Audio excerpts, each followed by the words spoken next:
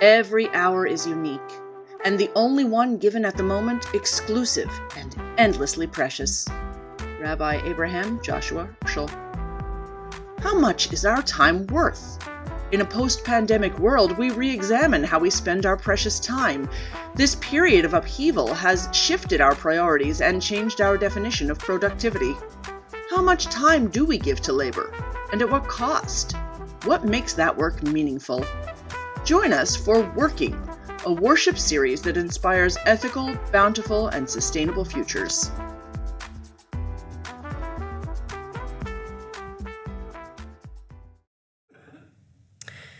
Want to be a better spiritual neighbor? Be a part of the Adult Religious Education Interfaith series.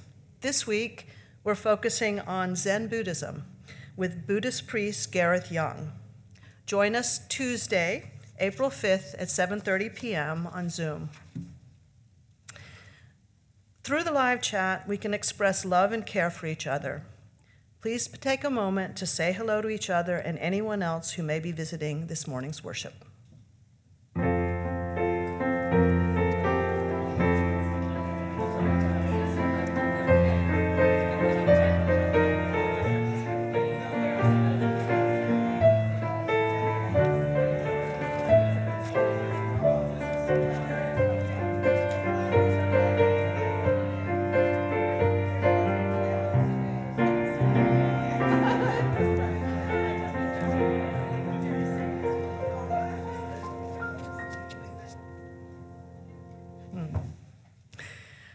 Wasn't it wonderful to say hello? You can continue connecting at the Zoom social hour after the service.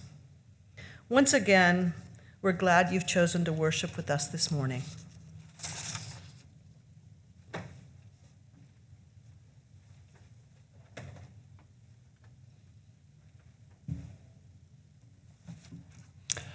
Hello again.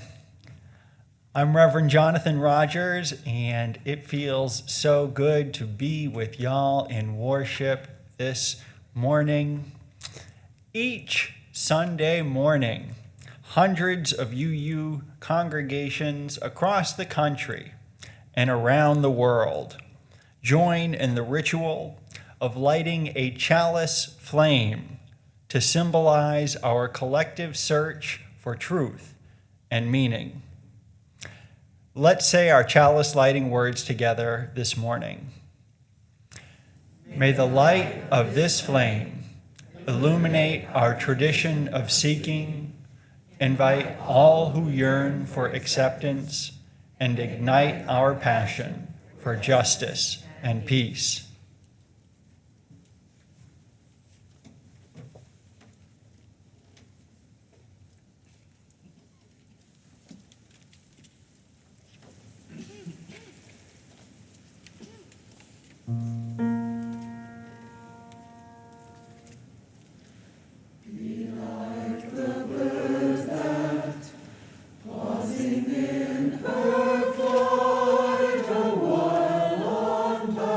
To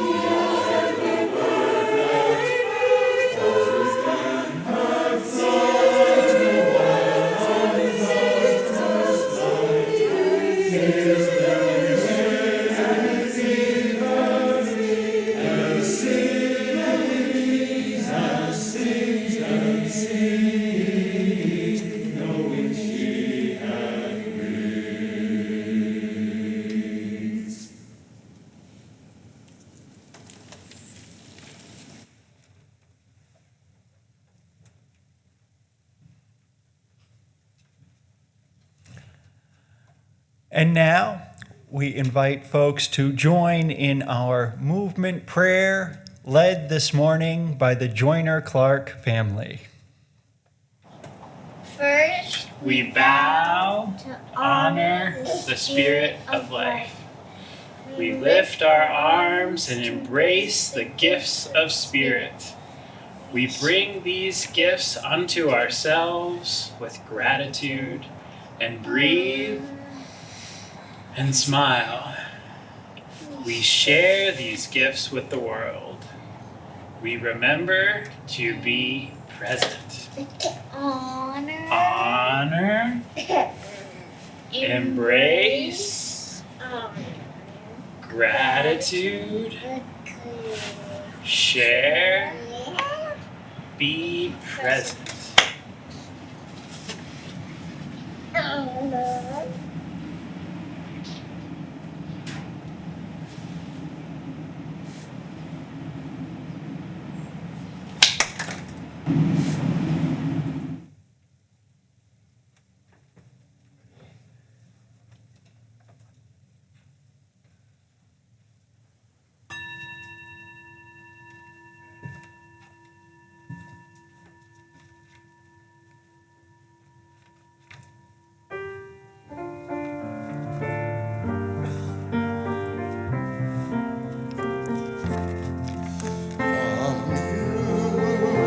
Receive, to you I give, together we share, and from this we live.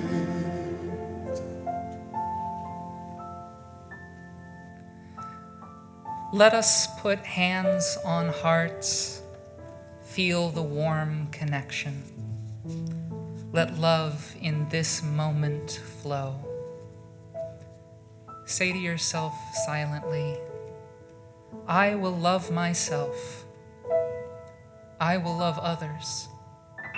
And this love will heal the world. At this time, we hear the joys and sorrows of this congregation. Please keep Joyce Barron in your thoughts. Joyce had a tree fall on her house on March 12th, and the renovation process is slow and complex. Calls and cards of support are welcome. Let us send love and condolences to Arlo Kilmer.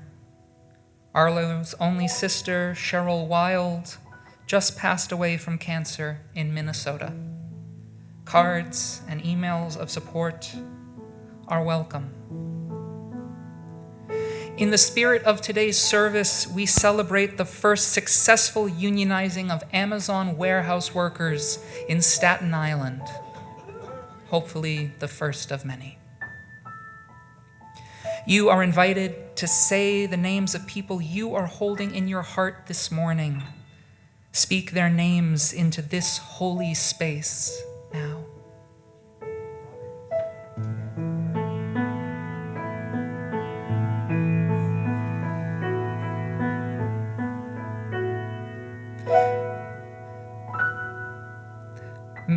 May all beings find connection. May all people find comfort.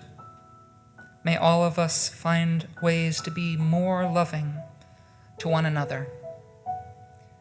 Now, as humans have gathered for millennia, so we gather on this day to gently surrender to something beyond ourselves, to humbly acknowledge our mistakes, to ask forgiveness, to seek hope and renewal, to honor the earth that supports and sustains life, to remember that all beings are inextricably and mysteriously connected. Now, we still our bodies and we still our minds. We take in a deep breath and exhale. We relax into this space that our intentions make sacred. We enter into the wise silence.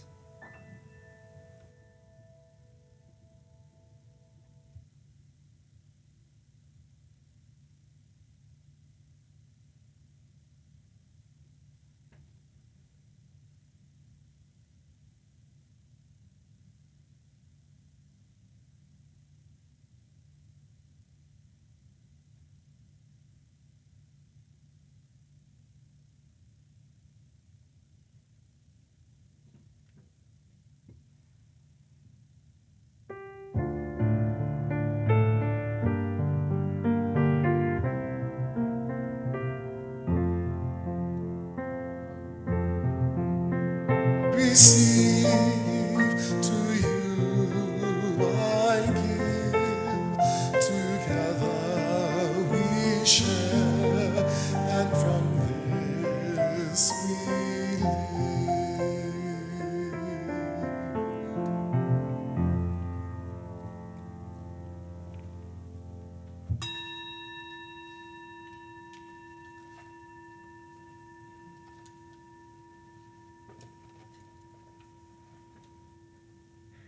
I've been feeling buoyant this week, had a little bounce in my step. I think it's the afterglow from having attended the congregational retreat last weekend. What a privilege and real pleasure it was to be in fellowship with this beloved community there.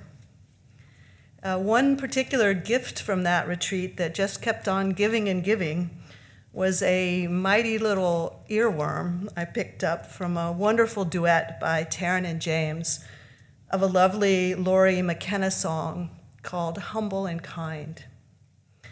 It offers a deceptively simple yet utterly essential message on the importance of being kind. Hold the door, say please, say thank you, help the next one in line. Always be humble and kind. This is the kind of stuff that reminds me why our fellow UU, Robert Fulgham, wrote a book called All I Really Need to Know I Learned in Kindergarten. But we need those reminders. Don't steal, don't cheat, don't lie. Always stay humble and kind. And I wince a bit thinking about how some of the most powerful people in this nation apparently actually never passed kindergarten. But a song can give us hope for redemption, and we need that. The coarseness of our public discourse these days can be terribly discouraging, like a heavy cloud casting dark shadows on our lives. At times, I can barely handle the ugliness of the daily news. Dr. King wrote, and we here at UUCA sing to remind ourselves, darkness cannot drive out darkness, only light can do that. Hate cannot drive out hate, only love can do that. And lately, from what can feel like a pervasive gloom around us, I've been looking for the light, and I've found some. Even as we watch in despair as a senseless and despicable war wreaks devastation on multitudes in Ukraine, we can heed Mr. Rogers' advice and look to the helpers. Ukrainian civilians who are offering first aid to their neighbors, Ukrainian teachers who offer virtual classes to their displaced students, Polish veterinarians rescuing animals who are escaping the war and caring for them, Czech families remodeling their homes just to make room for the refugees, and so many more. Love is their weapon. And even amidst the lowly rhetoric and unwarranted attacks that made up much of our Supreme Court nomination hearings recently, we had a moment of grace when Senator Cory Booker showered Judge Ketanji Brown Jackson with love. "You are worthy," he said. "You are a great American," he said. "Do not worry," he said. "God's got you." And even as Oscar fans witnessed how a tasteless joke that involved body shaming of a phenomenally talented Black woman led to an absurd physical assault on live TV, the energy in that room shifted radically when Lady Gaga exemplified respectful compassion and caring while sharing the stage with a frail but determined Liza Minnelli. In her words and deeds, she told Minnelli, "I've got you." UUCA reminds me, through words, deeds, and songs, to look for the light and to be the light. If the love that you find here shelters you from the rising tides of hate and helps you find light amidst the darkness, please be kind and give generously to keep our community strong. We've got you. The offering will now be given and gratefully received.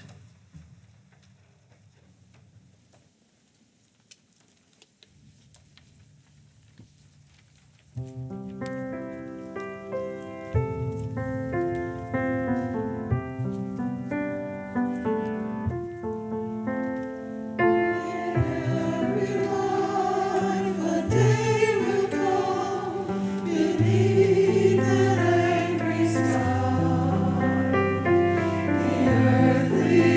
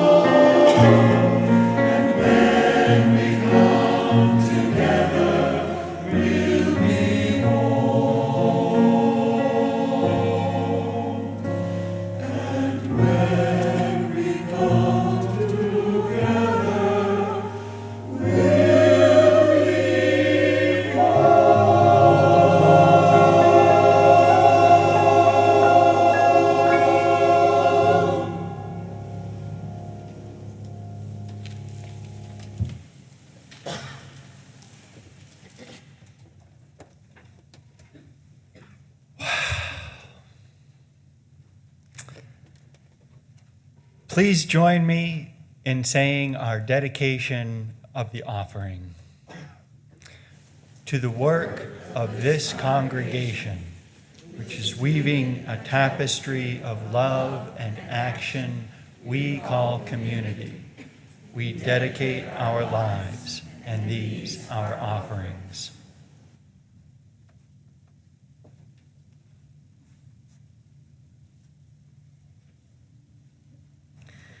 Today's reading is by Karen G. Johnston. Do not be alone right now. Gather together. Gathering together grows courage in ourselves and in others who see the numbers swelling. It's a small thing, but right now it's an important thing. Great sources of wisdom remind us, just because you cannot stem the tide of all hate, it is still right to do the thing that you can do. These things add up. Your one thing, my one thing, his one thing, their one thing, her one thing. Together it becomes a big thing. Do not be alone right now. Any liberation, all liberation, is collective liberation. My freedom is bound with yours, and yours with mine, inextricably. Let us together cast our lot doing this big thing, bending the moral arc of the universe towards justice.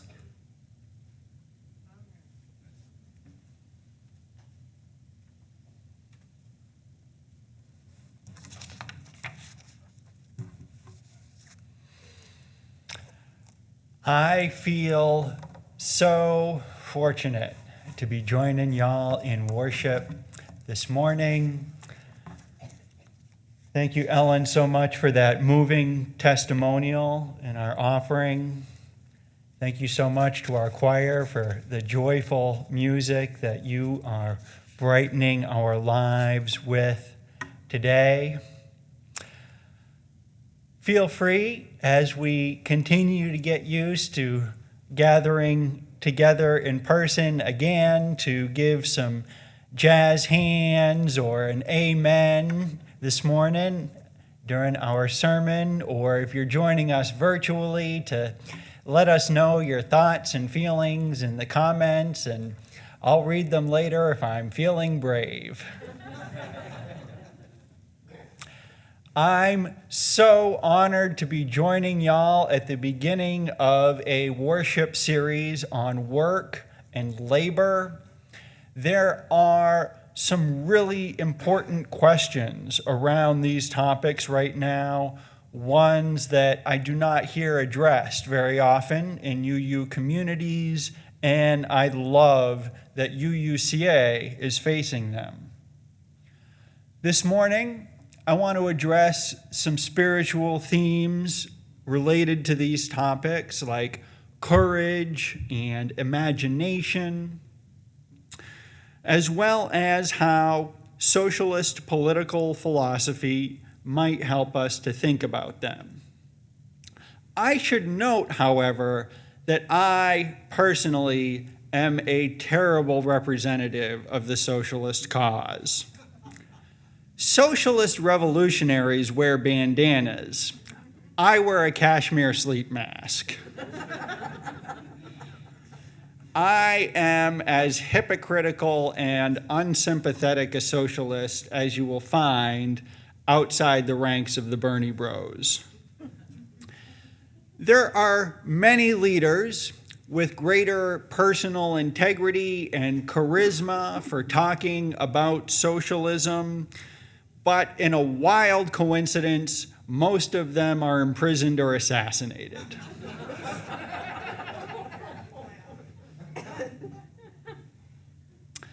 I was taught fairly young to take workplace safety and working conditions very seriously. My first job was as a 13-year-old on a strawberry farm. One day, after I finished weeding a section of the berry field, my boss asked me to help move some boxes in the basement. This involved some stacking and climbing. At one point, I fell off a crate and scraped my arm pretty good. My father is a retired general practice attorney who defended many Social Security disability claims during his career.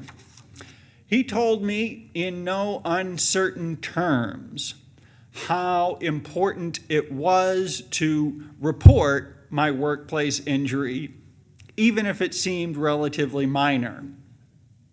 He knew from decades of close secondhand experience how difficult it is to get employers, insurers, the government to acknowledge and compensate workplace injuries. He has a playful sense of humor, but my father turns dead serious when it comes to the safety of his family. I could see in him a fear that I might normalize ignoring a workplace injury in order to placate my employer. That moment has stuck with me ever since. It is a reminder that if workers don't stand up for themselves and each other, they will inevitably be taken advantage of and exploited, because that's the natural tendency of our form of economics. In 1817, economist David Ricardo described this tendency, writing, quote, "The natural price of labor is that price which is necessary to enable the laborers to subsist and to perpetuate their population without either increase or diminution." In other words, wages will inevitably trend towards their lowest possible subsistence rate. Ricardo and others acknowledge that additional factors like technology and new investment can keep wages above subsistence, but the grind of extractive exploitation never disappears. The need for growth and competitiveness are constant in a capitalist economy. And so the innate impulse of the market to underpay and mistreat workers only grows over time. Nothing in my lifetime has brought the destructive, dehumanizing capacity of American capitalism into stark relief like the pandemic. For example, every teacher I know is severely burned out and has either left their job or seriously considered doing so. They've faced severe mental and emotional challenges. Their thanks has been to be given additional roles from public health enforcer to social worker. In medicine, at local hospitals, there has been a 20% turnover since the beginning of the pandemic in frontline medical providers, as staff are expected to deal with increased censuses, greater need for infection prevention protocols, and terrified patient families who may or may not be following COVID protocols themselves.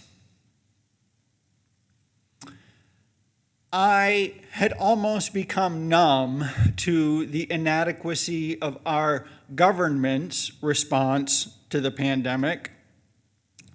But then the CDC announced in December it was cutting to just 5 days its recommended quarantine time for workers who tested positive.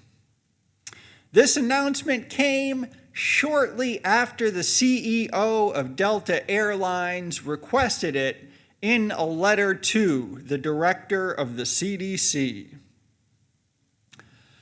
Since Rutherford B. Hayes sent federal troops in to break the Great Railroad Strike of 1877, the federal government has mostly been on the side of employers on labor issues.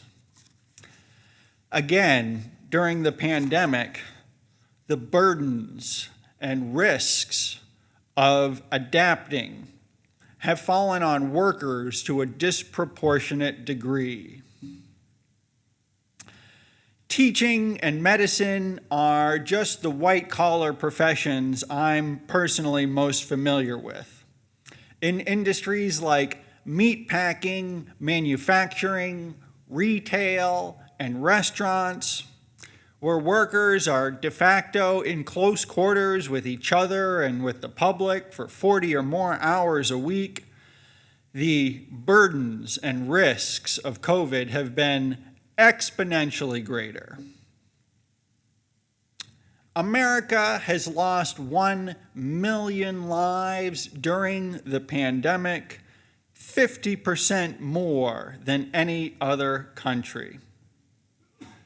We have shown a willingness to sacrifice massive numbers of human lives in order to keep our economy going. After a tumultuous beginning to the pandemic, the stock market went on a historic bull run over the course of a full year as hundreds of thousands of lives were lost. We, as people of conscience committed to promoting justice, equity, and compassion in human relations, we have our work cut out for us. A political response is needed, but we also require the spiritual ambition to imagine and create a new world, lest the tragedies of this one become our civilization's epitaph. UUism is a humanist movement in the sense that we believe first in the worth and dignity of human life. Socialism not only protects human lives and livelihoods, but provides for human flourishing as well. A flourishing that can often seem unrealistic under the commodifying demands of a late capitalist culture and economy. Black writer and organizer Tony Cade Bambara said in 1982, quote, "As a cultural worker who belongs to an oppressed people, my job is to make revolution irresistible. In the US, she continues, the artwork or the art practice that sells a capitalist ideology is considered art, and anything that deviates from that is considered political propagandist, polemical or didactic, strange, weird, subversive, or ugly.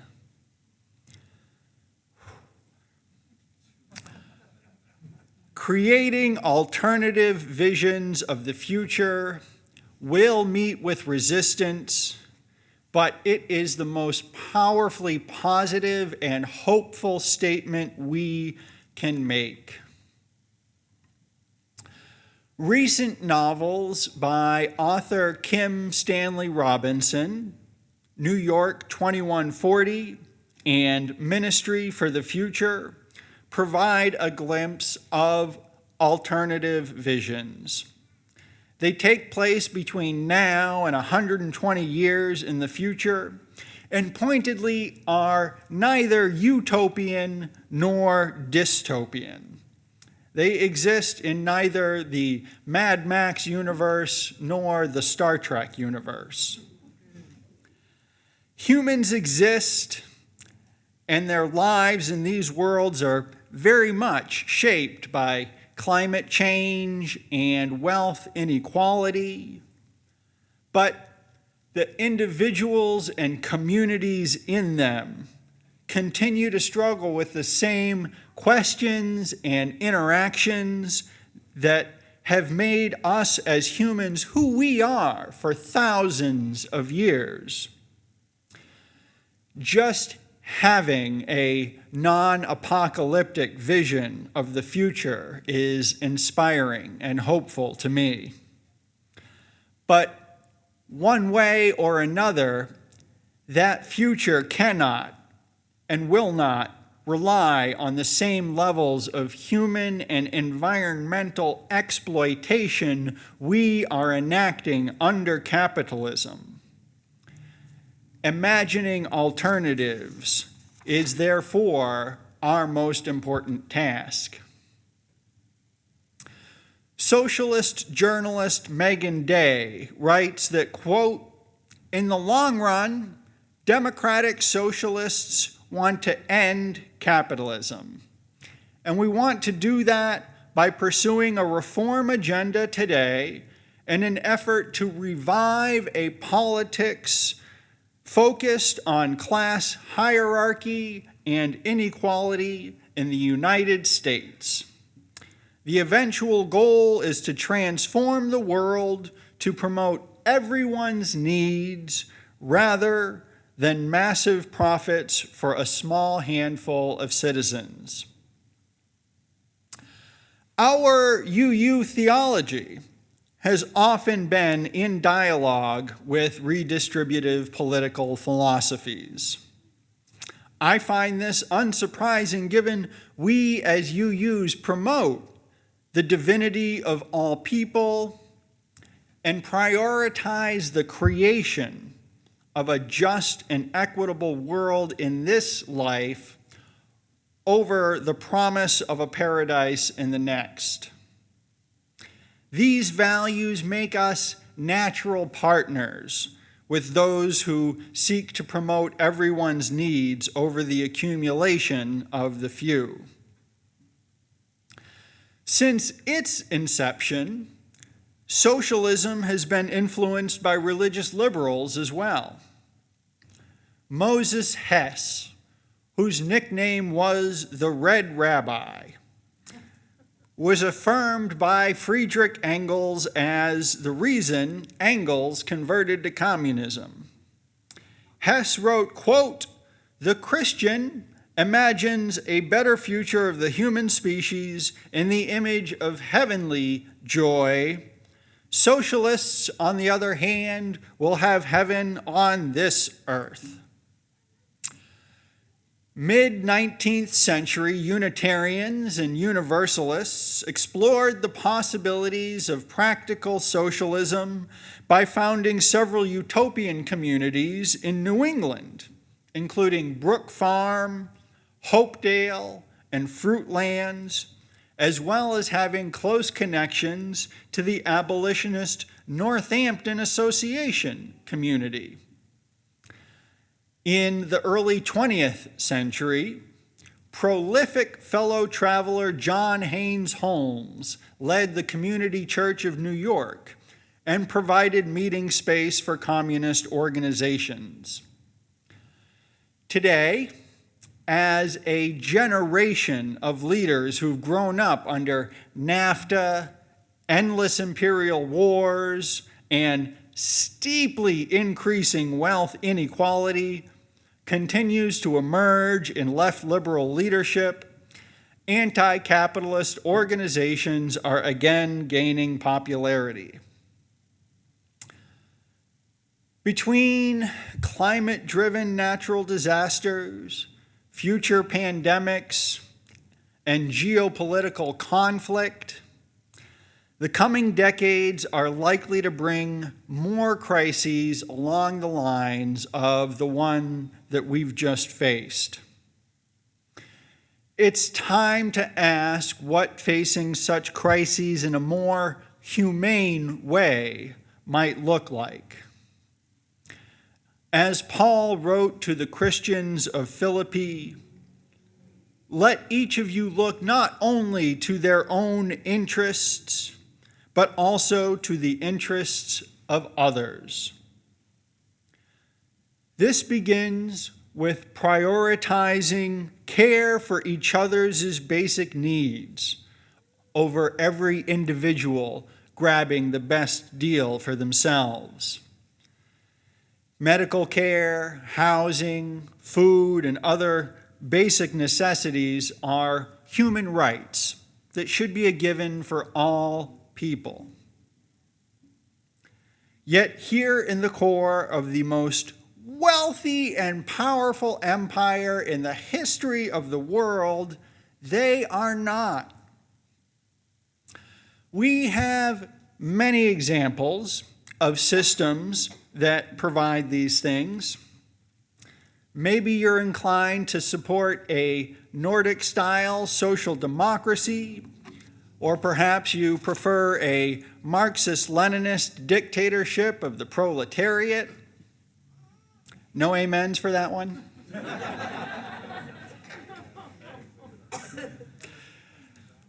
I hope that whatever form you believe political change should take, you will be inspired to initiate and expand reading and discussion and collective action groups on these topics.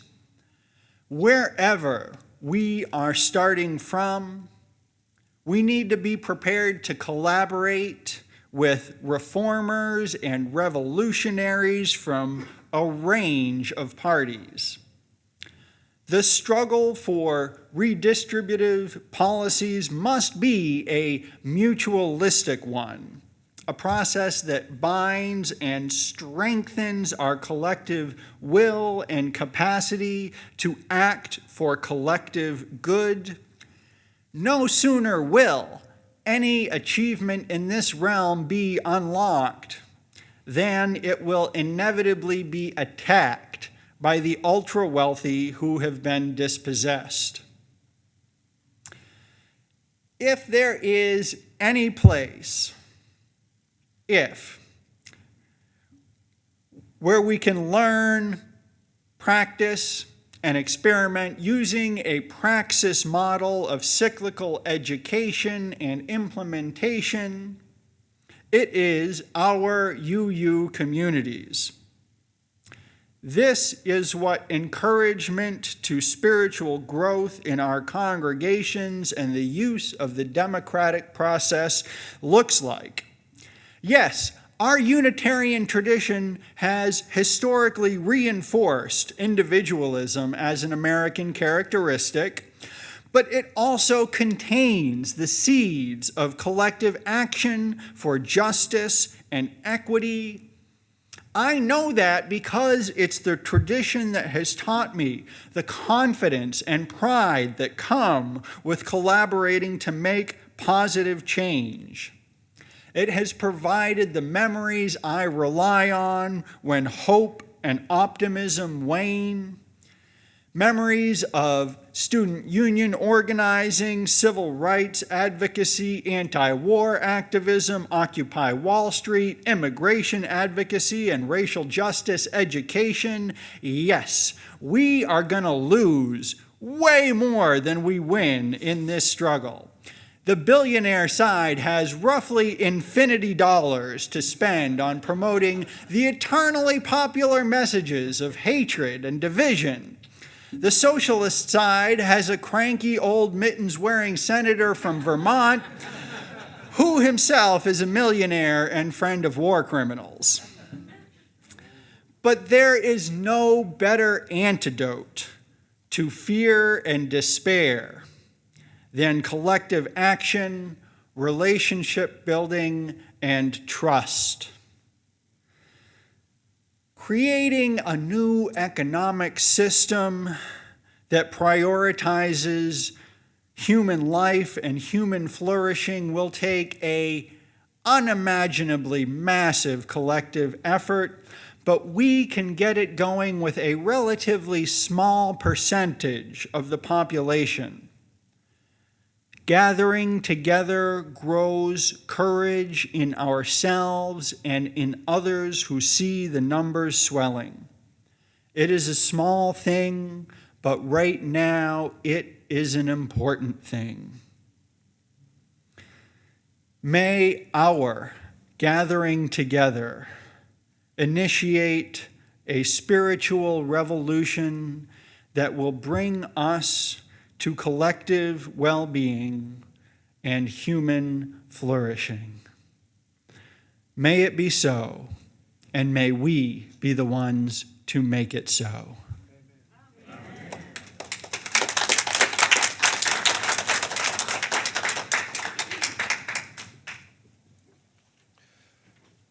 Certainly thank Reverend Rogers for that stirring sermon on this morning. Can we all join together and let's singing our last hymn, The Oneness of Everything.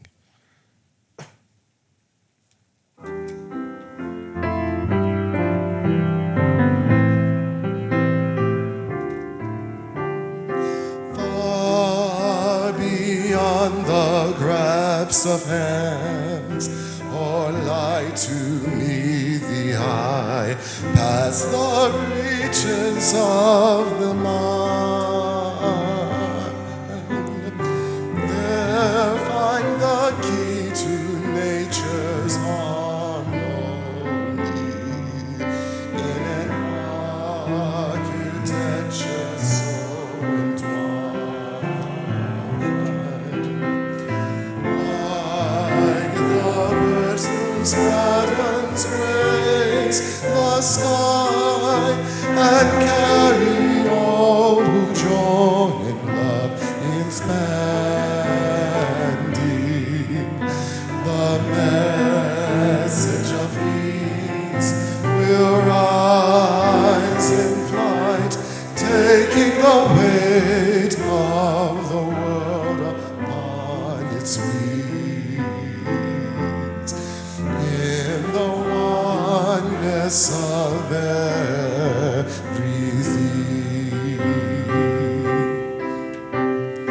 Peace is in the dance of trees, all stir before the first breath of wind is yet perceived. Trust in the song becoming one with the dance, and all mysteries will be believed. Songs of lives long past that touch our own are written in the earth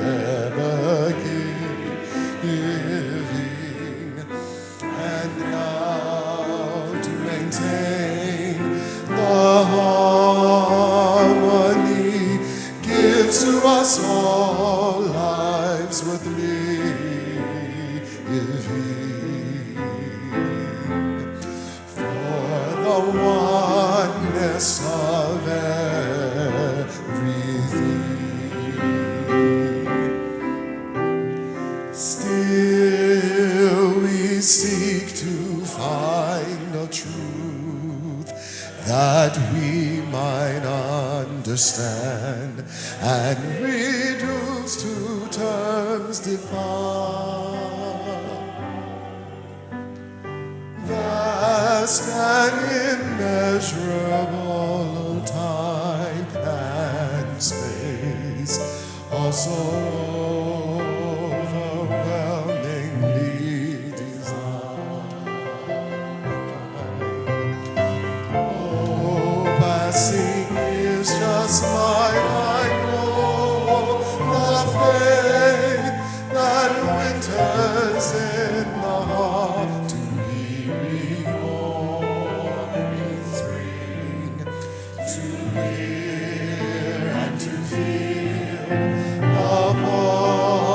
Of life enters my soul as a song to sing of the oneness of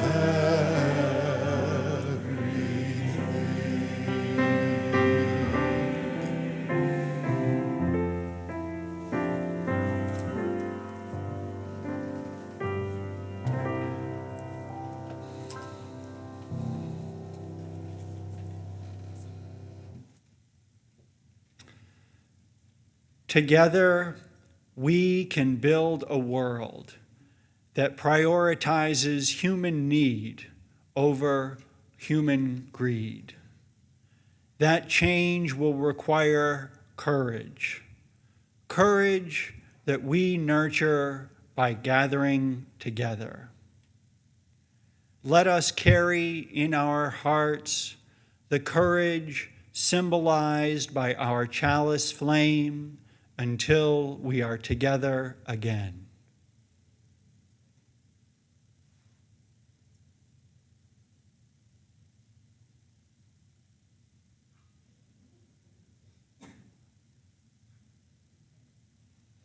Go in peace.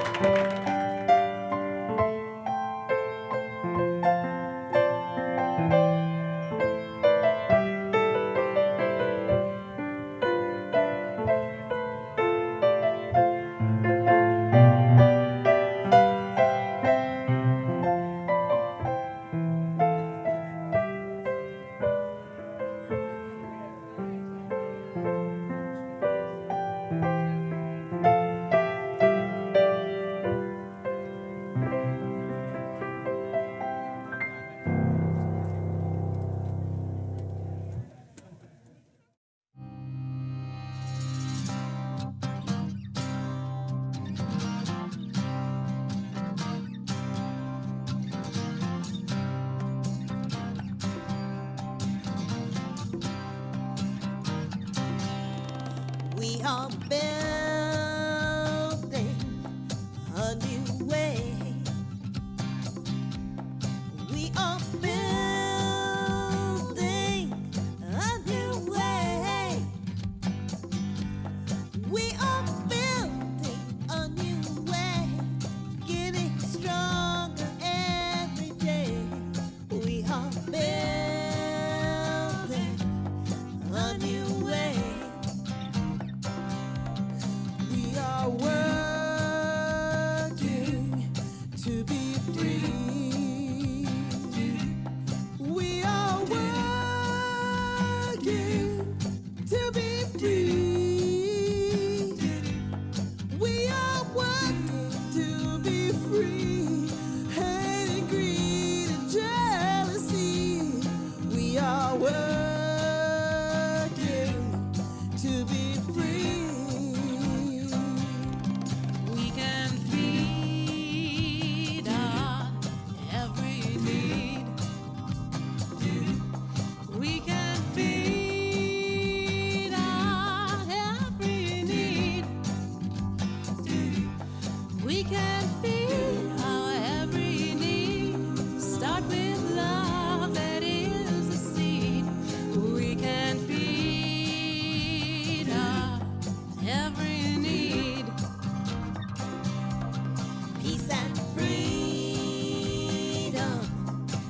without cry.